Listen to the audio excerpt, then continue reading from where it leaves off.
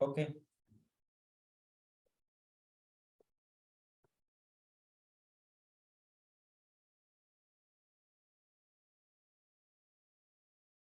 बस इतना लिखना, बाकी तुम इसे घर जाके प्रैक्टिस कर लेना।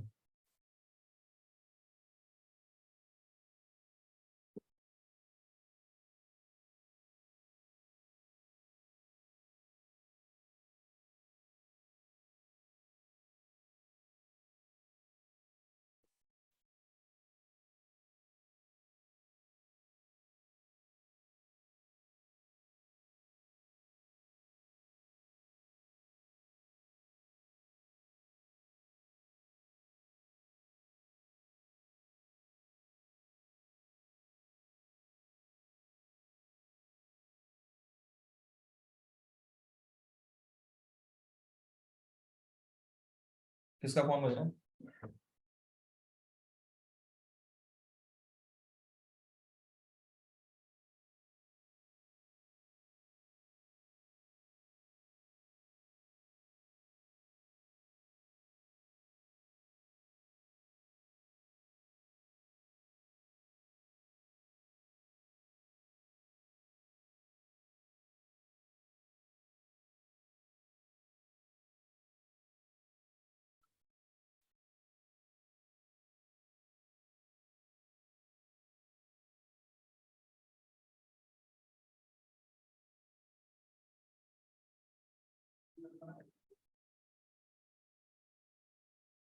लिख लिया सबने? लिख लिया? ऑनलाइन है, सबने लिख लिया? इसका कोई यूज नहीं है इसमें, इग्नोर मारना है इसका।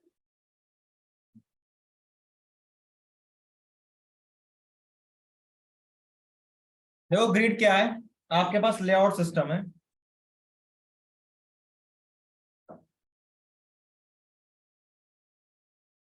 लेट्स से आपके पास ग्रिड पहले है क्या उसे समझ लो।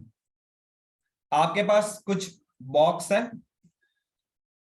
ठीक है, ये आपका एक बेसिकली आप समझ लो एक आपका एक डैशबोर्ड है, ठीक है, जिसमें आपका वेब पेज शो हो रहा है। तो ग्रिड सिस्टम क्या होता है? आपका लेआउट सिस्टम होता है कि आप अपने वेब पेज में कैसे कैसे ब्लॉक को स्ट्रक्चर करके रखना चाहते हो, ओनली, और कुछ नहीं है। तो इसमें क्या है, आपके पास लेट्स से ये आपके रोज हैं, आपके पास मल्टीपल रोज हो सकते हैं। तो एक रो, दो रो, तीन रो और चार रो। इसमें होते हैं बॉक्स जिसे हम कहते हैं कॉलम। तो जो ग्रिड काम करता है वो कुछ इस तरीके से काम करता है। इसको कहते हैं हम रो और इसको कहते हैं हम कॉलम। ठीक है, ये कॉलम 1 है, ये 2 है, ये 3 है, और ये 4 है, और ये 5 है। ऐसे इसके पास रो 1 है, ये 2 है, ये 3 है, और ये 4 है। तो ये आपके कॉलम्स होते हैं, ठीक है। तो ग्रिड इसी पैटर्न पे काम करता है। आगे स्टार्ट करें, क्लियर कर लेते हैं। इसमें कुछ ज्यादा खास नहीं है। HTML5 गेट बन गई।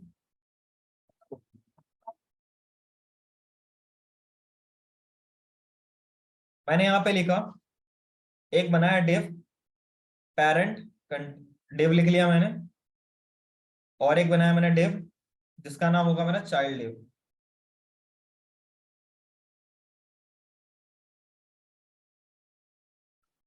सेव किया। अब मुझे क्या करना है, जो भी मैंने यहाँ पे लिखा था ऊपर वाला, ये सारा कंटेनर के ऊपर लगेगा जो पेरेंट होगा, ठीक है। तो वन बाय वन उसको स्टडी करते हैं, फिर आगे बढ़ेंगे। तो मैंने क्या किया, यहाँ पे स्टाइल किया। पहले मैं चाइल्ड डिव पे थोड़ी स्टाइलिंग कर लेता हूँ ताकि कुछ मुझे दिख जाए कि भाई इसकी हाइट कितनी है, 100 पिक्सल, विड्थ कितनी है, 100 पिक्सल, बैकग्राउंड कलर कितना है, रेड, ठीक है। इसको ओपन करके देखते हैं लाइव सर्वर में।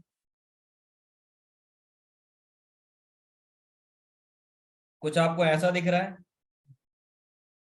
अब मुझे करना क्या है, इसमें एक डिव नहीं मल्टीपल डिव बनाना है। सेव किया और यहां जाके इसमें थोड़ा मार्जिन में लगा दिया ताकि थोड़ा स्पेस मिल जाए। कुछ आपके पास इसका तरह कंटेंट आ गया। ठीक है, अब मेन काम आता है, फिर अब ग्रेड की बात करते हैं। तो मैंने क्या किया, पेरेंट में यूज किया div, और यहाँ पे डिस्प्ले ग्रेड। एक इनलाइन ग्रिड भी होता है जो कि इनलाइन वाइज काम करेगा, उसका कुछ ज्यादा रोल नहीं है, हमें ग्रिड से मतलब है फिलहाल। तो ये आपके पास जैसे ही आप इसे ग्रिड लिख दोगे ना, कोई फर्क नहीं पड़ने वाला। जब भी आप ग्रिड यूज करोगे तो ग्रिड के साथ साथ आपको इसमें आपके पास एक और चीज है जिसको यूज करना पड़ेगा, जिसका नाम है grid template column. Column define करने के लिए कितने कॉलम आपके पास होंगे, कॉलम यहाँ पे लिखा, और उसके बाद आप दोगे वैल्यू। मैंने लिखा 100%, सेव किया, तो ये एक कॉलम बनाएगा जिसकी वैल्यू क्या होगी, 100% होगी टोटल। अगर मैं यहाँ सॉरी फिक्स परसेंट लिखूंगा, अगर मैं लिखता हूं 50-50%, तो ये क्या करेगा, दो कॉलम बनाएगा इसमें टोटल बिट का 50-50% आपको ऑक्यूपाई करके दे देगा। सेव किया तो कुछ ऐसा दिख रहा आपको। अगर मैं यहाँ पे 100% लिखता तो आपको नॉर्मल जो मिल रहा है वही आपको दिखता।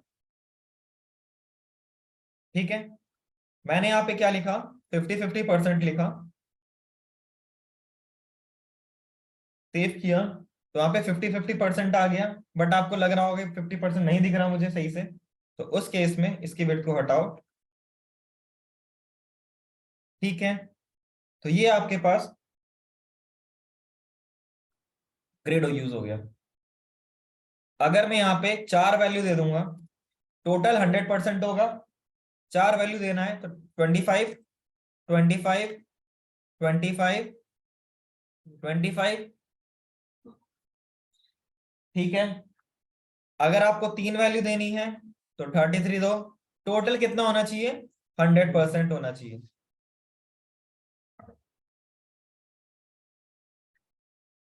ठीक है, तो जैसा आपको अच्छा लगे वैसा आप बना सकते हैं। ये बेसिकली आपका होता है ग्रिड। इसमें फिर दूसरा एक और चीज आता है, जस्टिफाई कंटेंट्स में ज्यादा वर्क नहीं करता तो उसे इग्नोर मानना। यहाँ पे रोज लिखा, और यहाँ पे रोज में मैंने लिख दिया 100 पिक्सल। ये क्या करता है, अब देखो तो चिपक गया ये। बेसिकली ये क्या करेगा, आपके दो कॉलम्स जो है ना उनके बीच में जो रो होता है, एक एक रो होता है, उसके बीच में गैप देने के लिए यूज करते हैं। मैंने यहाँ पे लिखा 20%, कम हो गया। अब मैं इसको यहीं से करके देख लेता हूँ।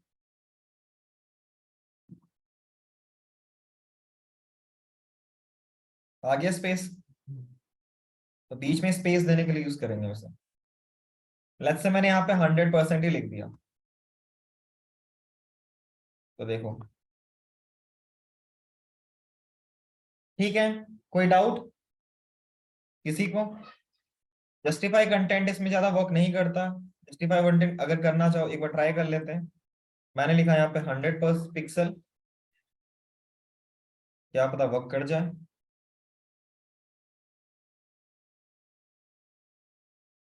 100 पिक्सल, 100 पिक्सल, तो ऐसा कुछ बन गया। इसमें लिखा मैंने जस्टिफाई कंटेंट, और उसमें लिख दिया सेंटर, तो ये सेंटर पे आ गया। ये तब काम करेगा जब आपके पास यहाँ पे पिक्सल में होगा और फिर उसके पास स्पेस पाई होगी। जो काम आपके पास जो वहां फ्लैक्स में कर रहा था वो सारा काम यहीं पे भी करेगा। मैंने लिखा इसमें स्पेस अराउंड, स्पेस अराउंड आ गया। आपको स्पेस बिटवीन लिखना है तो स्पेस बिटवीन लिख लो। ठीक है, स्पेस इवनली लिखना है तो स्पेस इवनली आ गया। फ्लैक्स एंड लिखना है तो इधर की तरफ चला गया, फ्लैक्स स्टार्ट लिखना है तो इधर की तरफ चला गया। ठीक है, अगर आपको सेंटर लिखना है तो सेंटर में। ठीक है, कोई डाउट किसी को पूछना है? चलो फिर लास्ट है आपके पास, जो इसमें एक लास्ट टॉपिक है जो है हाइट। आपका हाइट मैंने दे दिया 500 पिक्सल लेफ्ट से। बैकग्राउंड कलर आपके पास है एक्वा, ताकि थोड़ा अच्छा लगे, ये आपके पास है। ठीक है, मैं थोड़ा कम कर देता हूं ताकि पूरा एक स्पेस आ जाए। इतना सही है, cool। अब मुझे क्या करना है, इन दोनों के बीच में गैप देना है।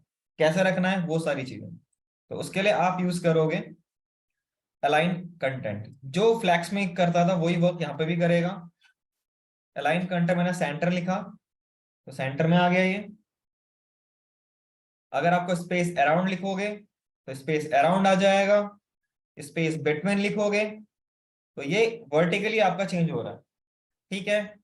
और अगर आपको लिखना है फ्लैक्स स्टार्ट,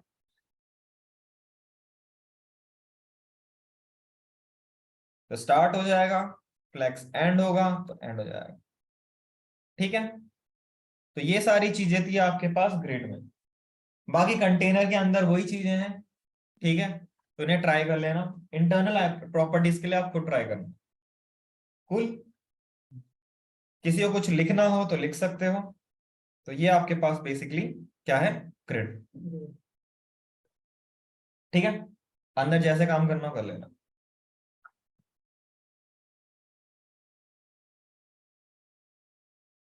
किसी को कुछ डाउट हो, कुछ पूछना हो तो पूछ सकते हो, और लिखना है तो लिख सकते हो।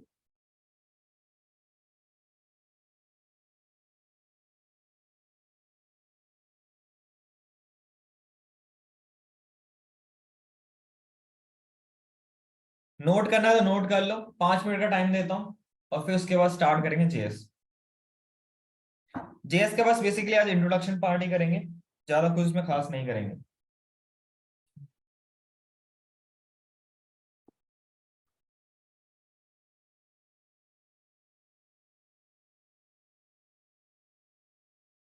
जीएस के बाद कुछ स्टेप है ना। पहले जेएस के बाद आएगा, हाँ, डिपेंड करता है क्या है तुम्हारा रिएक्ट है। तो वो तो मैं तुम्हें जाओ उसमें jQuery में पढ़ा उसके साथ पढ़ा दूंगा जब मैं वो वहां पढ़ाना होगा।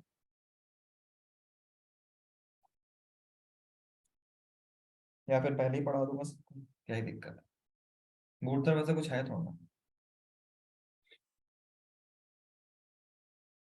कुछ पूछना है, लिखना है तो लिख सकते हो, लिखना नहीं है।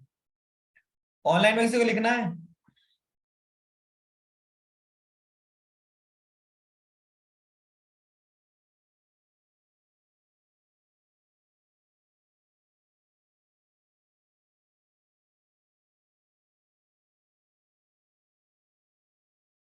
ठीक है, मैं एक काम करता हूँ, मीटिंग क्लोज करता हूँ, 5 मिनट का दोबारा ज्वाइन करना, फिर स्टार्ट करेंगे जेएस का अलग से, ठीक है। वीडियो अलग रहेगी फिर उसकी, ठीक है।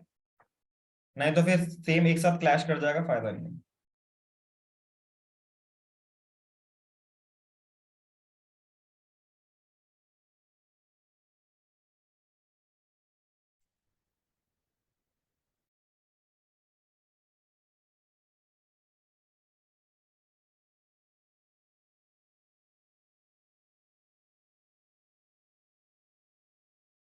स्टार्ट करें। देखो जावास्क्रिप्ट बेसिकली बोले तो ये हाई लेवल लैंग्वेज है, जिसका यूज हम बेसिकली HTML के पेजेस को रन टाइम में उसके जो टैग्स होते हैं ना उस पे चेंजेस करने के लिए यूज करते थे पहले, ठीक है। इसे हम कहते हैं डायनेमिक इन नेचर। आप आपकी वेबसाइट को एक जान डाल देती थी, लाइव चेंजेस आप कर पाते थे जावास्क्रिप्ट के थ्रू। अभी भी कर पाते हैं हालांकि। तो जावास्क्रिप्ट को जो बनाया था जिन्होंने, ये जो नाम है ब्रेंडन आइक, इन्होंने बनाया था इन जस्ट 10 days। इन्होंने 10 दिन के अंदर जावास्क्रिप्ट को बना दिया था। और ये किसके लिए बनाया था? एक नेटस्केप नाम से एक ब्राउजर था, आज के डेट में वो नहीं चलता, उसका एक रीजन है वो बताएंगे। पहले पहले हम समझते हैं नेटस्केप उस टाइम पे एक बहुत पॉपुलर ब्राउजर था, ठीक है। तो उनके लिए इन्होंने जावास्क्रिप्ट एक फ्रेमवर्क बनाया था। बट जावास्क्रिप्ट इसका नाम यूं ही नहीं पड़ गया, ठीक है ना। तो जब इन्होंने पहले जब इन्होंने प्रोग्रामिंग लैंग्वेज बनाई, ये बेसिकली आपकी एक स्क्रिप्टिंग लैंग्वेज होती है। जो भी वेब पे चलने वाली लैंग्वेज होती है ना, ज्यादातर वो सारी स्क्रिप्टिंग लैंग्वेज कहलाती है, ठीक है। तो जब इन्होंने बनाया था, जब ये ब्रेंडन आयग ने जो बनाया था ये आपका जावास्क्रिप्ट, तो पहले इसका नाम मौका रखा गया था, बट मौका नाम इतना फेमस नहीं हो पाया, तो लोग बहुत कम जान पाए। उसके बाद इन्होंने उसका नाम बदल के लाइव स्क्रिप्ट भी रखा, तो भी लोगों ने इतना उसे पॉपुलर नहीं किया या यूज नहीं किया। उस टाइम पे एक बहुत फेमस लैंग्वेज थी जिसका नाम था जावा। जावा 1995 में आया था, एग्जिस्टेंट में आया था, ठीक है। और वो एक टाइम के में अभी भी बहुत पॉपुलर लैंग्वेज है, लेकिन उस टाइम पे बहुत पॉपुलर लैंग्वेज बन गई थी, ठीक है। तो इनको उन्होंने क्या किया, जो लाइव स्क्रिप्ट था उससे नाम हटा के क्या रख दिया, जावा। क्योंकि जावा पहले से पेटेंट राइट हो चुका था, तो जावा तो रख नहीं सकते थे। इन्होंने क्या किया, लाइव स्क्रिप्ट का लाइव हटा के जावा लिख दिया और जावा स्क्रिप्ट बन गया। तो ऐसे आपके पास ये जावास्क्रिप्ट इन्वेंट हुआ, ठीक है। जब इन्होंने जावास्क्रिप्ट इन्वेंट किया था, ये बेसिकली किस पे चलता था, नेटस्केप पे चलता था। बट अगर मैं कोई और ब्राउजर ले लूं तो वहां पे ये वर्क नहीं करता था। तो फिर आपके पास एक और थे जिनका नाम था माइक्रोसॉफ्ट वाले, इनका ही ब्राउजर था। कौन सा था, एज, इंटरनेट एक्सप्लोरर था ना। तो उस टाइम पे उन्होंने क्या किया, जे स्क्रिप्ट को लॉन्च किया, ठीक है, जो कि किसने बनाया था, माइक्रोसॉफ्ट ने बनाया था। तो फिर एक कंपटीशन टाइप का चलता था कि किसी ब्राउजर में आपका जे स्क्रिप्ट का जो कोड है वो वर्क करता था, किसी ब्राउजर में क्या करता था, नेटस्केप में वर्क करता था, आपका प्रॉपरली वर्क करता था आपका जावास्क्रिप्ट। क्लैशेस भी आते थे। अब मैं एज अ यूजर हूं, मेरे को नहीं पता कौन सा खोलना है मुझे। आज के मॉडर्न डेज में भाई कोई भी यूजर किसी भी ब्राउजर से आपकी वेबसाइट को खोल सकता है, बट पहले में यही क्रॉस प्लेटफॉर्म की दिक्कत आ रही थी। कोई यूजर आया, उसने वेबसाइट खोला, माइक्रोसॉफ्ट इंटरनेट एक्सप्लोरर में खोला तो सही नहीं चल रहा था, और अब किसी ने भाई नेटस्केप में खोला तो नहीं चल रहा था, सही से फंक्शनैलिटीज की वर्क नहीं कर रही। एग्जाम्पल के तौर पे मैक और विंडोज को ले रहा हूं, दोनों एंटायरली प्लेटफॉर्म अलग अलग है, करने का तरीका दोनों का अलग अलग है, ठीक है। तो अब ये दो उस टाइम पे जावास्क्रिप्ट के बेसिकली आप करें लैंग्वेजेस आ गई थी, एक था जावास्क्रिप्ट, एक था जे स्क्रिप्ट।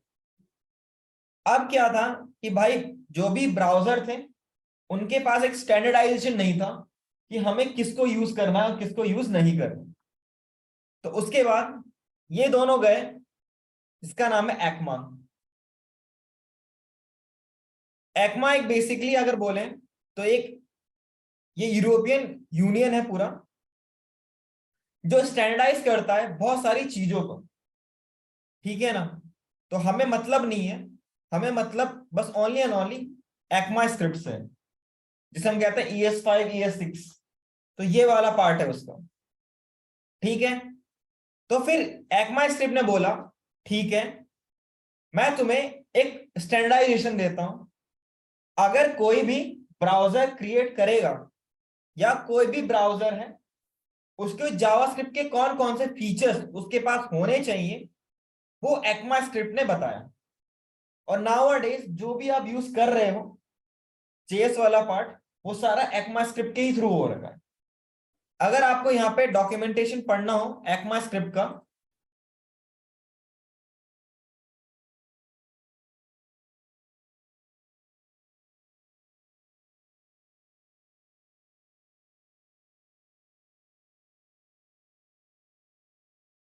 तो इसको इसको जाओ, और ये आपको पूरा जेएस का जो आप जेएस पढ़ोगे ना, अभी करंटली पढ़ रहे हो, वो सारी ये बता देगा इसमें क्या क्या चीजें होनी चाहिए, क्या नहीं होना चाहिए, जो नॉर्मल बेसिकली ब्राउजर सपोर्ट करता है, जो आप लिखते हो और जावास्क्रिप्ट का कोड रन कर जाता है डिफरेंट डिफरेंट प्लेटफॉर्म पे, तो वो सारा यही है। अगर आपको इसकी नॉलेज है एक्मा स्क्रिप्ट की, तो आपको जावास्क्रिप्ट की नॉलेज है, आपको जे स्क्रिप्ट की नॉलेज है, ठीक है। ये बेसिकली आपका एक्मा स्क्रिप्ट कहलाता है जो आज आप पढ़ रहे हो। अराउंड 286 पेजेस का ये एक डॉक्यूमेंटेशन है, ठीक है, इसको अगर आपको ECMAScript मतलब जेएस के बारे में अच्छी खासी नॉलेज चाहिए तो ECMAScript बेस्ट है, क्योंकि कोई भी मॉडर्न प्लेटफॉर्म ब्राउजर्स हैं सब इसी को ही सपोर्ट करते हैं, स्टैंडर्डाइज करके सपोर्ट करते हैं। अगर इसने बोला कि मुझे एरे को हटाना है तो जितने भी ब्राउजर्स होंगे ना सब में एरे हट जाएंगे, क्योंकि वो किसको फॉलो करते हैं, एक्मा को करते हैं, जितने भी ब्राउजर्स हैं। ठीक है, तो जेएस जिसने बनाया था, ब्रेंडा आयक ने बनाया था, उन्होंने बस 10 दिन में बना दिया था। बग्स तो आए होंगे, बिल्कुल आए होंगे, 10 दिन में कोई वेबसाइट, कोई अगर वेबसाइट ही बना रहे हो तो भी इसमें भर के बग्स आते हैं। तो इनका इन्वेंशन जो किया था जावास्क्रिप्ट का वो इन्होंने ही किया था, बट माइक्रोसॉफ्ट वाले बहुत अच्छे लोग हैं, ठीक है ना, उन्होंने क्या किया, इसी का ही एक क्लोन टाइप का बना लिया जेएसक्रिप्ट। ठीक है, दोनों में क्लैशेस होते थे, ये दोनों उठ के गए एक्मा के पास। एक्मा ने डिसाइड किया कि कोई भी मॉडर्न ब्राउजर होगा, जो भी ब्राउजर उस टाइम पे सपोर्ट कर रहे थे, ठीक है ना, उनको इन दोनों के फीचर्स जो हैं वो इस पे सपोर्ट करना पड़ेगा। अगर मैं यहाँ पे ब्राउजर खोलता हूँ कुछ भी लिख रहा हूं तो वो इसके थ्रू ही सपोर्टेड है। यहाँ पे जो चीजें आपको लिखी होंगी वही चीज वहां पे होंगे, इसके अलावा और कुछ नहीं होगा। ठीक है, किसी को कोई डाउट कुछ पूछना हो तो पूछ सकते हो। जावास्क्रिप्ट क्या है, हिस्ट्री उसकी। जावास्क्रिप्ट 2015 तक हम जो जानते थे वो ES5 बोला जाता था। जावास्क्रिप्ट में कभी भी 2015 तक कोई भी ड्रास्टिकली चेंजेस नहीं आए, और जावास्क्रिप्ट बेसिकली पहले जो काम करता था वो ओनली क्लाइंट साइड काम करता था, जिसे हम कहते हैं फ्रंट एंड वाला पार्ट। इसीलिए नोट जब 2009 में गूगल की एक 3-4 लोगों की कमेटी बैठी, उन्होंने बोला कि भाई दिक्कत क्या है, अगर कोई web browser web application create कर रहा है तो उसके पास फ्रंट एंड और बैक एंड की दोनों की नॉलेज होनी चाहिए। साथ साथ में दोनों के लिए अलग अलग प्लेटफॉर्म था। अगर आपको फ्रंट एंड के लिए काम करना है, यूआई के लिए करना है, तो आपको HTML CSS जावास्क्रिप्ट की नॉलेज होनी चाहिए। और अगर आपको बैकएंड में जाना है तो बैकएंड में आपके पास PHP भी है, आपके पास उस टाइम पे जावा भी है। ये दो मेजर लैंग्वेजेस थे उस टाइम पे।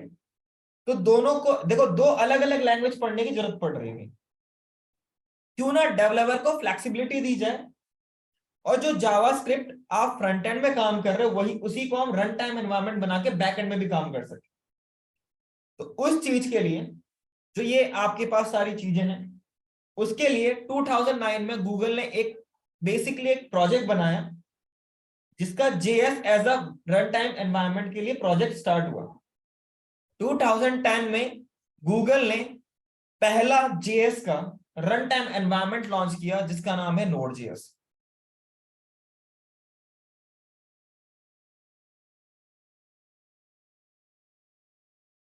ये 2010 में लॉन्च हुआ था, ठीक है ना। जो इनिशियल रिलीज है वो तो 2009 का है, लेकिन बेसिकली आपका 10 का ही था। अगर आप इसको देखोगे तो 2009-10 जो अभी करंट आपका 18.13 लेट लॉन्ग टर्म सपोर्ट वाला है, लेकिन करंट का आप 19.4 है। बहुत ड्रास्टिकली चेंजेस कर रहे हैं उसमें, ऐसा नहीं कि नहीं कर रही गूगल टीम, ठीक है। तो ये बेसिकली आपका था। इसकी मदद से, Node.js की मदद से आप JS को एज अ बैकएंड में भी काम कर सकते हैं, ठीक है। तो Node.js को बनाने वाले जो थे फाउंडर, तो Node.js फाउंडर उसमें एक रैन डेल था, डेल इनने बनाया था, ठीक है। ये उस टाइम पे गूगल के एक बेसिकली टीम मेंबर थे, और Node.js के एक बेसिकली जिनको लीड कर रहे थे वो ये थे। तो Node.js बनाने में इन्हीं का हाथ है। बट ये यहीं पे नहीं रुके, इन्होंने Node.js की कमी देखी। वो क्या थी कि Node.js में बेसिकली आप टाइपस्क्रिप्ट को यूज मतलब जो टाइपस्क्रिप्ट यूज करते हो, क्यों यूज करते हो, ताकि आपका जावास्क्रिप्ट एक हाईली टाइपकास्ट लैंग्वेज बन जाए, हाईली सिक्योर्ड लैंग्वेज बन जाए। क्योंकि नॉर्मली अगर देखें तो जावास्क्रिप्ट रन टाइम एनवायरनमेंट में काम करता है, रन टाइम में कोई इश्यूज आएंगे तो उसी को फिक्स किया जा सकता है। वही काम इसमें भी हो रहा था। तो बोला क्यों ना हम इसको अपग्रेड करें, तो इन्होंने गूगल की मतलब कंपनी छोड़ी। उसके बाद इन्होंने क्या किया, एक डीनो.जेएस बनाया। ये भी जावास्क्रिप्ट का एक रन टाइम एनवायरनमेंट है, लेकिन ये जावास्क्रिप्ट प्लस टाइपस्क्रिप्ट के साथ कंपैटिबल है। अगर किसी ने एंगुलर के बारे में जानते हो तो टाइपस्क्रिप्ट के साथ वो आता है। अगर आपको एंगुलर पे काम करना है, एंगुलर भी एक जेएस का फ्रेमवर्क ही है, उसमें बेसिकली क्या होता है कि उसमें टाइपस्क्रिप्ट की नॉलेज होनी चाहिए, तभी आप काम कर पाओगे, है ना। फिर उन्होंने और एक बनाया जिसका नाम है बर्न.जेएस। ये बहुत हॉट टॉपिक है करंट में भी, ठीक है। तो ये सबसे फास्ट लैंग्वेज है, फास्ट है, रन टाइम एनवायरनमेंट है जावास्क्रिप्ट का। तो ये तीनों को बनाने वाला एक ही बंदा, जो आपके रेयान था भी, उन्होंने ही बनाया है। और करंटली इस पे बहुत धड़ल्ले से काम हो रहा है। गिटहब को क्लिक करो इसके, और इसके देखना भी 40 मिनट पहले ही कमिट हुआ है। तो इसमें ड्रास्टिकली चेंजेस होते जा रहे हैं, ठीक है। किसी को कोई डाउट, जेएस क्या है? जेएस को आज की डेट में आप दोनों में काम कर सकते हो, फ्रंट एंड बैक एंड दोनों में, ठीक है। तो इस इन अभी क्या है कि आप जैसे मर्न स्टैक पे काम कर रहे हो, तो मर्न स्टैक की डिमांड क्यों बढ़ रही है? क्योंकि भाई एक ही प्लेटफॉर्म है, आपको जेएस की नॉलेज होनी चाहिए, फ्रंट एंड बैक एंड दोनों में काम कर सकते हो, ठीक है। तो ये बेसिकली आपको ये प्रोवाइड कर देता है जावा। नोड.जेएस की मदद से, सबसे पहले नोड.जेएस की मदद से ही आप ये सारे काम कर पाते थे। तो किसी को कोई डाउट, जेएस कैसे आया? जे इसके बाद जे स्क्रिप्ट भी आया था, फिर एक्मा स्क्रिप्ट है। तो ES6 जो आया आपके पास, ES5 में और ES6 में ऐसा कुछ बहुत ड्रास्टिकली चेंजेस आए जो कि पहले नहीं थे, लेकिन ES6 में आए। जैसे आपके पास लेट कॉन्स्ट, क्लासेस, ठीक है, arrow functions, async await promise, ये सारे फीचर्स जो मिले वो ES6 में मिले, जिसको हम हाईली पढ़ते हैं। अब कंपनी सबसे ज्यादा ES6 पूछती है, ना कि ES5 है, ठीक है। तो 2015 के बाद जो जेएस की कम्युनिटी है, उनने बोला हम हर साल कुछ ना कुछ अपडेट लेके आएंगे। तो ES6 आया था 2015 में, तो ES7 आया 2016 में। तो अभी जो चल रहा है 2023 चल रहा है, तो 2022 समझो, ठीक है। तो लगभग आपका ES21 के आसपास अभी करंट में चल रहा होगा, जो भी चीजें। नहीं, ES 5, 6, 7, 15, 16, 17, 18, 19, 20, 21। तो ES6, ES7, ES8, 9, 10, 11, 12 चल रहा है, सॉरी, ES12। तो ऐसी कुछ मतलब कुछ ज्यादा चेंजेस नहीं आते अब, लेकिन ड्रास्टिकली हल्के हल्के छोटे छोटे चेंजेस आ जाते हैं। कभी एक फंक्शन ऐड कर दिया, एक फंक्शनैलिटी ऐड कर दी। दूसरी बात, जो जेएस है वो पता है बैकवर्ड कंपैटिबल लैंग्वेज है। अब इसका मतलब क्या हुआ? बैकवर्ड कंपैटिबल लैंग्वेज का मतलब ये है कि देखो, आप PHP पे काम करो, आप जावा पे काम करो, अगर मैं लेटेस्ट वर्जन पे काम कर रहा हूं, हो सकता है कि जो पहले इश्यूज थे उसने बग्स फिक्स कर दिए हो और उसको हटा दिया हो, ठीक है। लेकिन जो जावास्क्रिप्ट है, जो बग आज से 20-25 साल पहले भी थे ना, वो अभी भी एग्जिस्ट करते हैं जावास्क्रिप्ट में। ये रियलिटी है। क्यों इसको बैकवर्ड कंपैटिबल लैंग्वेज कहा जाता है? बिकॉज करंट टाइम में वर्ल्ड में 1.2 बिलियन वेबसाइट्स रनिंग है। हर रोज एक ना एक वेबसाइट लॉन्च डाल ही रहा है, हर कोई, बहुत डाल रहे हैं लोग। हर कोई कह रहा है भाई मुझे वेबसाइट लॉन्च करनी है, अपनी बनानी है। कोई ई कॉमर्स प्लेटफॉर्म बनाना चाहता है, कोई अपना प्रोडक्ट सेल करना चाहता है, कुछ भी करना चाहता है सॉर्ट ऑफ, ठीक है। तो उसके लिए क्या है कि भाई पहले भी तो लोगों ने बनाया होगा। ES6 को आए हुए कितने साल हुए? हद तो हद 7-8 साल, है ना, 6-7 साल जितने ही मान लो। अब उससे पहले भी तो वेबसाइट रन होती थी, लिटरली बात है। तो जब उससे पहले जो वेबसाइट रन हो रही थी, उनमें कौन सा जावास्क्रिप्ट ही चल रहा था। तो अगर मॉडर्न ब्राउजर्स ने ES6 को सपोर्ट दे दिया और ES5 को खत्म कर दिया, तो जितनी भी वेबसाइट जो ES5 पे चल रही थी वो क्या हो जाएंगी, बंद।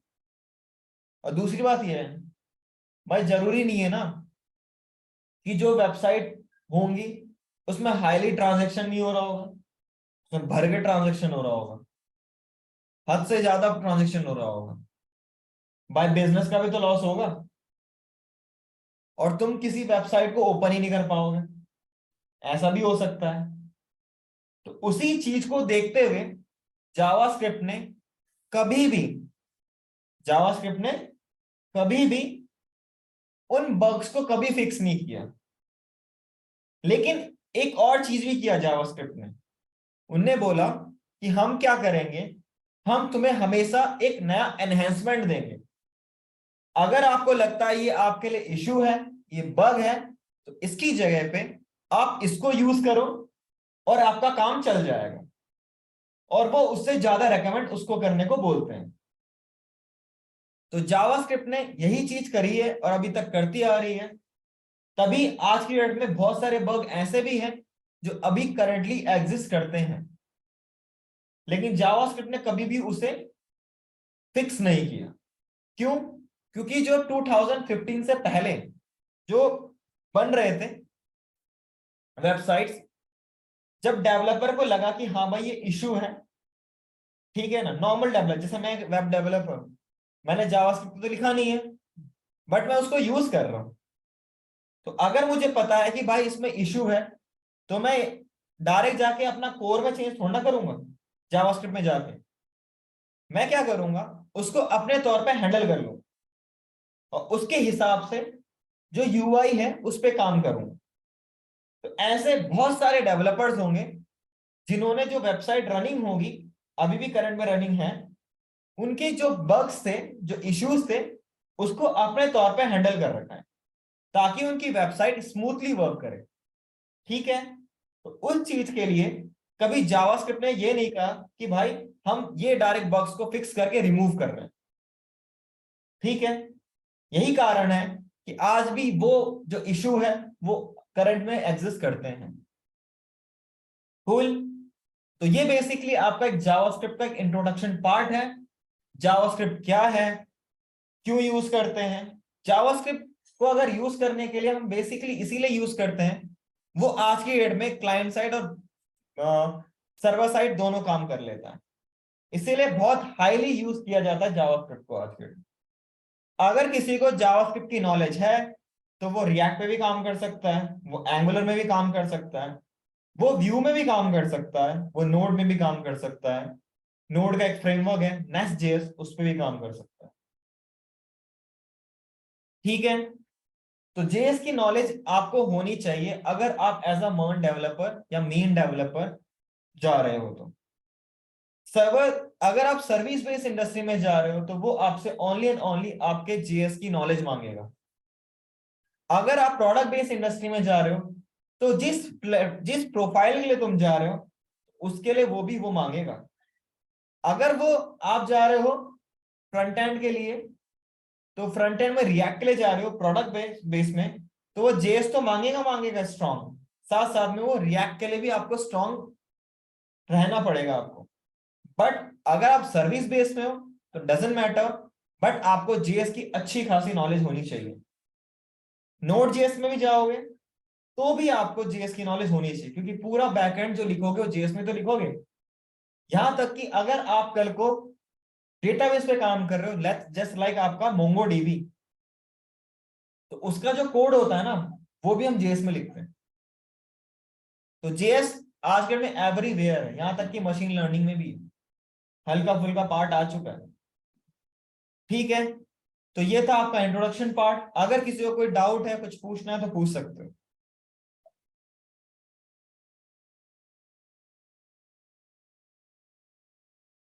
कोई डाउट है तो फिर अब करते हैं नेक्स्ट क्लास जो होगी उसमें हम स्टार्ट करेंगे, वेरिएबल से स्टार्ट करेंगे, क्योंकि फिर वो एक नया टॉपिक स्टार्ट होगा, तो फिर हम वहां से स्टार्ट करेंगे। फिलहाल आज के लिए करते हैं इतना ही। आप घर पे जाके जेएस के बारे में स्टडी करोगे और जिस किसी ने भी अभी तक लैंडिंग पेज या कोई एक वेब पेज नहीं बनाया है, प्लीज बना लेना। नहीं बनाओगे तो जितना आपने HTML और CSS में पढ़ा है वो भूल जाओगे। उससे नुकसान तुम्हारा ही है, मेरा कोई नुकसान नहीं है। बाद में तुम ये बोलोगे कि या तो सर ने पढ़ाया नहीं या मुझे समझ में आया नहीं। इसीलिए मैं बार बार एक ही चीज फोकस करता हूँ, हल्का फुल्का कुछ ना कुछ UI बना लो, तुम्हें एटलीस्ट ये तो पता रहेगा कि वेब एप्लीकेशन में पेज कैसे बनता है, सॉर्ट ऑफ। उसके बाद जब तुम काम करोगे रिएक्ट में तो आपको बहुत इजी रहेगा, उसमें फिर आपको वेब एप्लीकेशन से रिलेटेड दिक्कत नहीं आएगी, पेजेस से रिलेटेड कभी दिक्कत नहीं आएगी। ठीक है, तो फिलहाल आज के लिए इतना ही करते हैं, बाकी करेंगे नेक्स्ट क्लास।